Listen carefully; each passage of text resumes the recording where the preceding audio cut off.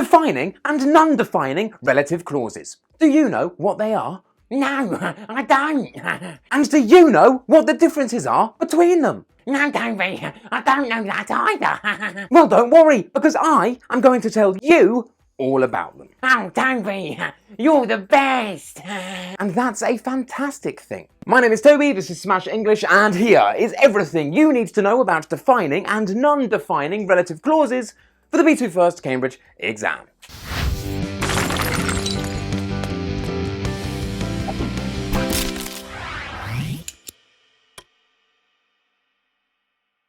First and foremost, what is a clause? A clause, yes, Toby. He gives presents to us at Christmas. Oh my God, Bruce, you're so dumb. That is Santa Claus, not a relative clause. Oh my God. Oh yeah. A clause is any group of words that contains a subject and a verb.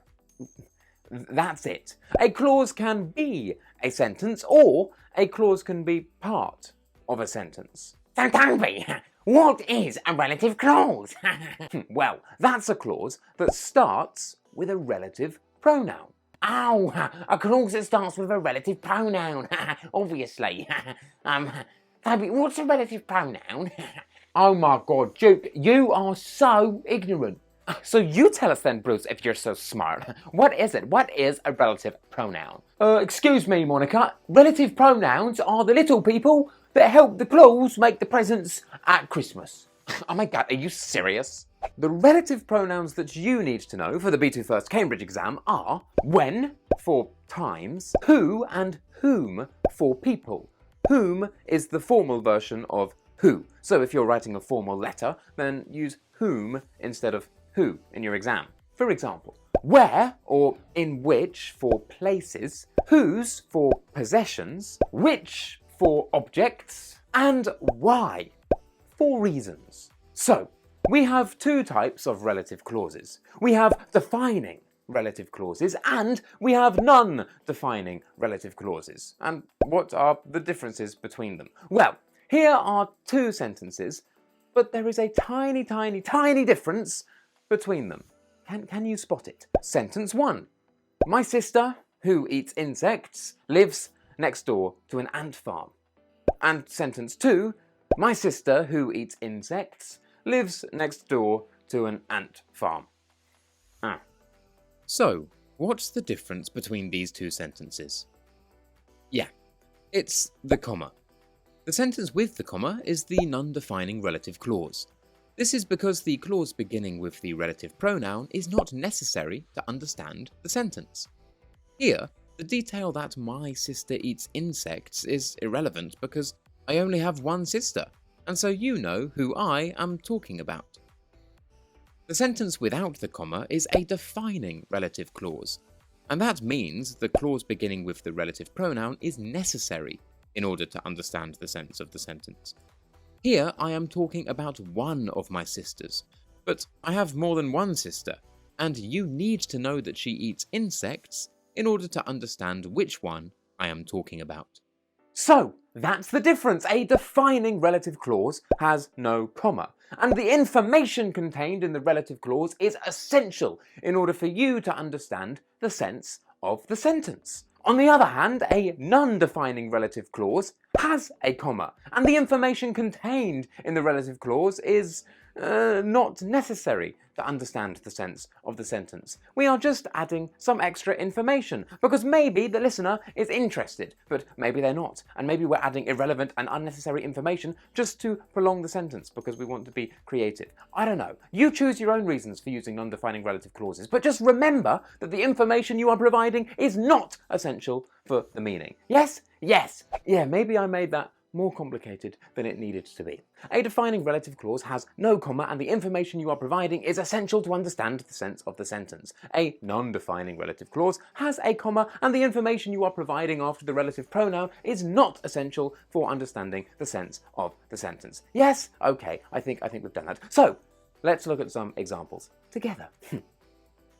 Toby is the teacher who changed my life. This is a defining relative clause. I have had many teachers, but only Toby changed my life, and so this is necessary information to understand the sense of the sentence. The relative pronoun is who because Toby is a person. Yes, yes I am. I'm a person. A person that you really like, probably. So please hit that like button. Thanks. We went to the Smash English CEO's office, which was very dirty. This is a non-defining relative clause. We do not need to know how clean the Smash English CEO's office was to understand where the speaker went. The relative pronoun is which because here the CEO's office is an object. And it is very, very dirty. Yeah. I can do an example if you want. Okay, go on then. Monica, whose beard is very beautiful, is a special girl. This is a non-defining relative clause again. The information about Monica's beard is unnecessary, and so we have commas. Yeah, and I don't even see why you would mention it, Bruce. Yeah, because I don't even have a beard. It's my skin, okay? Bruce used the relative pronoun whose because Monica's beard is Monica's possession. Obviously. Yeah, well, I'm like really spiritual and stuff, and I don't think that people should be defined by what they own. Yeah, exactly, Monica. And that's why I chose a non-defining relative clause, because your beard, Monica, is not important. No, you're a very special girl. Well, yeah, like, that's true, at least. So now let's look at some more grammatical differences between defining and non-defining relative clauses, because unfortunately it does get a little bit more complicated than that. We can use that in defining relative clauses instead of who and whom for people and which for objects. But we cannot do this in non-defining relative clauses. Remember that. This is very, very important. We can use that to replace who, whom, and which in defining relative clauses, but we cannot do that in non-defining relative clauses. So just remember that. Non-defining relative clauses, don't use that. Remember that. Not to use that. That. So for example, here we have two defining relative clauses. Notice there are no commas and the information contained within the relative clause is essential in order to understand the sense of the sentence. If we want, we can replace who with that. And what does it change? It changes nothing. Or we can replace which with that. And what does it change? It changes nothing. This is a really important thing to remember, especially for part 2 of the B2 First Use of English paper, the open-close part. And if you want to learn more about doing that part, then of course I have a video all about it, and you can watch it right here. But anyway, maybe there will be a space in the middle of a relative clause, and you will need to choose the correct relative pronoun. And if it is a defining relative clause, then perhaps you could choose who, whom, or that. However, if it is a non-defining relative clause, then you could only choose who or whom, and not that, because that would be wrong. To summarize, just remember that we can use that, who, and whom for people in defining relative clauses, but we can only use who and whom in non-defining relative clauses. Just remember that we can use that and which for objects in defining relative clauses, but we can only use which in non-defining relative clauses. Yeah? Yes! Another thing you need to remember about defining relative clauses is that we can use the relative pronoun why to talk about the reason for something. And this is really easy to remember because we always need to put the reason before the relative clause. Yeah, let's look at an example. The reason why I started Smash English was to help you. And that's because I love you so much. Oh, I love you too, Toby. But do you know who I love more than you? I love Ansgar and Fabio Zanelli much more than I love you, and that's because they sent me money. Oh, I really love money. Yes, Ansgar and Fabio donated to the channel. Wow, what great guys they are. And I would love it if you could become a great guy or great gal too by giving me some of your hard-earned money, because these videos are free and they take me a lot of time to do. So seriously, if you feel like I've helped you, then please do consider donating. The links, as always, will be in the comments and the description. Thank you. Bye. And lastly, sometimes in a relative clause we can not include the relative pronoun. Really? Wow! Yes, sometimes we don't even need to write the relative pronoun, but only when the relative pronoun is the object of the sentence. If the relative pronoun is the subject, then yes, yes, yes, we must include it. But if it is the object, no, no, no, we don't even need it. The man that ate my artichoke is over there. Here, the man is the subject, and so we cannot omit that. This is a defining relative clause, and so we can use that instead of who also. The carrot which I ate was from the bin. Here, the carrot is the object, and I is the subject, so here we can eliminate the relative pronoun which.